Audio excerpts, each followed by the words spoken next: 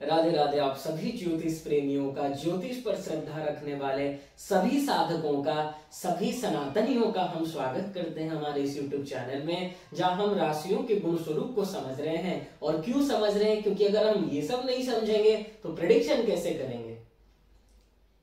जो भी इंग्लिश का विद्वान होता है या फिर किसी भी सब्जेक्ट का विद्वान होता है, जब तक उस सब्जेक्ट का जो फंडामेंटल्स है, जो बेसिक है, उसको ही अगर नहीं समझेगा, वो डीपली कैसे आगे बढ़ेगा, वो कैसे उसको आगे समझेगा। इसलिए सबसे जरूरी है सभी फील्ड में, सभी सब्जेक्ट में, कि आप उसकी बेसिक बात को समझ लो कि किस राशि से, किस ग्रह से किन बातों का विचार करते हैं। और उसी क्रम में आज पाठ संख्या 44 लेकर हम आपके सामने उपस्थित हुए हैं। इससे पूर्व क्लास में हमने चतुष्पद, बहुपद, द्विपद, ये 3 राशियों को समझा था कि कौन सी राशि चतुष्पद है, कौन सी राशि बहुपद अथवा अपद है, कौन सी राशि द्विपद है। आज समझेंगे कि कौन सा राशि शीर्षोदयी, पृष्ठोदयी, उभयोदयी। 3 टर्म हमने कहा, ध्यान दीजिए। शीर्षोदयी, आप लोग नाम से समझ पा रहे हो, शीर्षोदयी अर्थात उदय होना, उदयी। नेक्स्ट पृष्ठोदयी,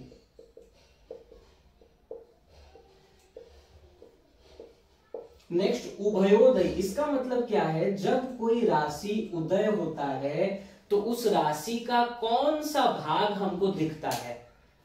यदि सामने वाला भाग दिख रहा है, पिछले वाला नहीं, सामने वाला भाग अगर दिख रहा है, उसे शीर्षोदयी कैटेगरी में रखा जाएगा, अर्थात सिर वाला भाग। और पिछला भाग अगर पहले दिख रहा है उदय होते टाइम, तो उसको पृष्ठोदयी कहेंगे। और दोनों, सामने वाला भी दिख रहा है, पीछे वाला भाग भी दिख रहा है, उसे हम कहेंगे उभयोदयी राशि। हम और आप जानते हैं 12 राशि हैं, उसमें से जो मनुष्य राशि है, अर्थात कौन कौन?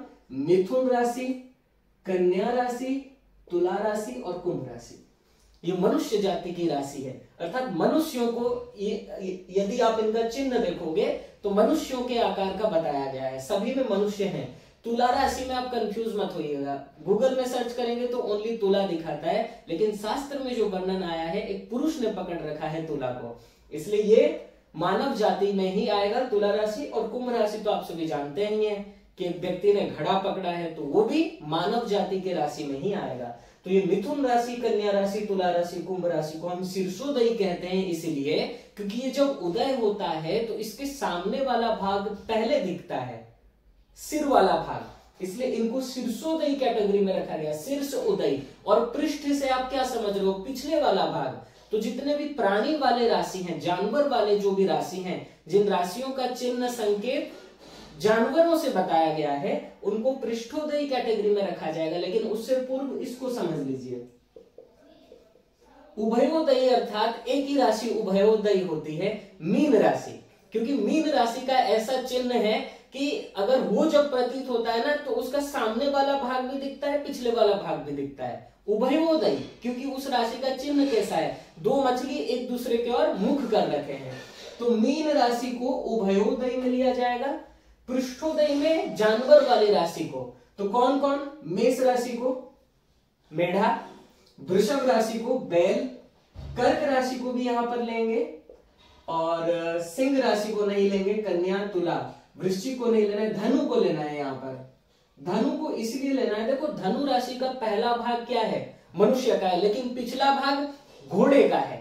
तो वो जब प्रतीत होता है, धनु राशि जब उदय होता है, तो उसका पिछला भाग ही दिखता है, ऐसा प्रतीत होता है, पिछला भाग पहले प्रतीत होता है। इसलिए धनु राशि को पृष्ठोदयी में रखा जाएगा। मकर राशि को भी यहीं रखा जाएगा, जिसका पहला भाग हिरण, दूसरा भाग मगरमच्छ, तो वो भी जब उदय होता है तो मगरमच्छ वाला भाग दिखता है, इसलिए पृष्ठोदयी में मकर राशि को रखा जाएगा। अब 2 राशि बच गए, सिंह राशि और वृश्चिक राशि। ये जानवर हैं, सिंह अर्थात शेर, वृश्चिक राशि अर्थात बिच्छू, लेकिन फिर भी इनको रखा गया है शीर्षोदयी में। ये अलग से याद रखिएगा, 5, 8। इतना तो आप लोग क्लियर हो गए कि ये मनुष्य वाली राशि है, इतना आप लोग क्लियर हो गए जानवर वाली राशि है, ये उभयोदयी है। लेकिन ये जो 2 राशि बच गए, सिंह राशि और वृश्चिक राशि, इसको शीर्षोदयी में ही रखा गया है, इसको पृष्ठोदयी में नहीं रखा गया है, शीर्षोदयी में रखा गया है। तो उम्मीद करते हैं आप लोग आराम से समझ गए होंगे शीर्षोदयी, पृष्ठोदय उभयोदय, इसका अर्थ क्या है? देखो, दो शब्द से बने हैं, शीर्ष उदय, पृष्ठ उदय, उभय उदय, अर्थात उभय उसका रूप दिख रहा है उदय होते टाइम, सिर वाला भाग भी पिछला भाग भी। कौन? मीन राशि। शीर्षोदय, सामने वाला भाग उसका दिख रहा है, प्रतीत हो रहा है। वो राशि जब उदय होता है तो ऐसा प्रतीत हो रहा है कि सामने वाला भाग दिख रहा है, उसे कहेंगे शीर्षोदय। मिथुन राशि, कन्या राशि, तुला राशि, कुंभ राशि। पृष्ठोदय अर्थात वो राशि जब उदय हो रहा है, जब पृथ्वी घूम रहा है तो राशि जो उदय हो रहा है उसका पिछला भाग दिख रहा है, सामने वाला नहीं दिख रहा है। हमको जो प्रतीत हो रहा है पिछला भाग दिख रहा है, पिछला भाग हमको पहले दिख रहा है। जब राशि उदय होता है प्रतीत ऐसा हो रहा है, ऐसा हमको संकेत मिल रहा है कि उसका पिछला भाग पहले उदय हो रहा है, तो उसे कहा जाएगा पृष्ठोदय। बस इतना ही है। इसका उपयोग प्रश्न शास्त्र में किया गया है, प्रश्न कुंडली में। प्रश्न कुंडली में कहा जाता है, विद्वान कहते हैं, अगर प्रश्न लग्न में आपका शीर्षोदय राशि हो तो रिजल्ट पॉजिटिव होता है, लेकिन सपोज आप जिस टाइम में प्रश्न कर रहे हो उस समय लग्न अगर इनमें से कुछ है तो रिजल्ट सही नहीं होता है।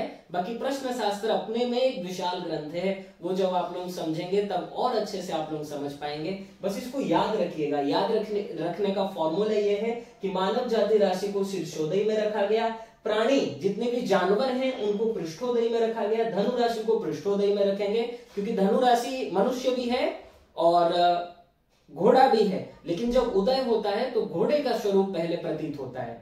वो जब उदय होता है धनु राशि तो घोड़े वाला भाग पहले दिखता है, इसलिए उसको पृष्ठोदय में रखा गया। उभयोदय तो आप जानते ही हैं, मीन राशि और सिंह राशि और वृश्चिक राशि को शीर्षोदय में रखा गया, भले ही ये जानवर के हैं, प्राणी के हैं, इसको अलग से याद रखिएगा। तो इतना ही है, शीर्षोदय, पृष्ठोदय, उभयोदय। तो हम उम्मीद करते हैं आप लोगों को आज क्लियर हो गया होगा। शीर्षोदय, पृष्ठोदय, उभयोदय। आज के लिए इतना ही रखते हैं। नेक्स्ट क्लास में आप सभी से फिर मुलाकात होगी। तब तक के लिए प्रसन्न रहिए, स्वस्थ रहिए, आनंद में रहिए। ज्योतिष को अच्छे से सीखिए, रटिए मत। ये रटने का विषय नहीं है, समझने का विषय है। क्यों कहा गया? अरे भाई देखो, तुम इस शब्द से ही तुम दो शब्द को अलग कर समझ सकते हो। शीर्ष उदय, पृष्ठ उदय, सभी को मालूम है। उदय अर्थात उदय होना, प्रकट होना, और शीर्ष अर्थात सामने वाला, पृष्ठ अर्थात पिछले वाला, उभय अर्थात दोनों तरफ। तो सभी देखिए डेफिनेशन, जो भी वर्ड है उनका अर्थ उसी वर्ड में छिपा है। बस थोड़ा सा बुद्धि लगाना है, फिर आप लोग समझ जाएंगे, इसमें कोई संशय नहीं है। आज के लिए इतना ही रखते हैं। ज्योतिष को अच्छे से समझिए। ये मत समझिएगा कि अभी भाव नहीं कहा जा रहा है, धन योग पढ़ा दो, कुल दीपक योग पढ़ा दो, केंद्र त्रिकोण राजयोग पढ़ा दो। पढ़ाएंगे, पहले ये सब बातें समझिए। ये सब नहीं समझोगे और ओनली कालसर्प दोष, मांगली, गुरु चांडाल, विष योग, केमद्रुम, ये सब अगर आप याद रखोगे, आप प्रेडिक्शन नहीं कर सकते।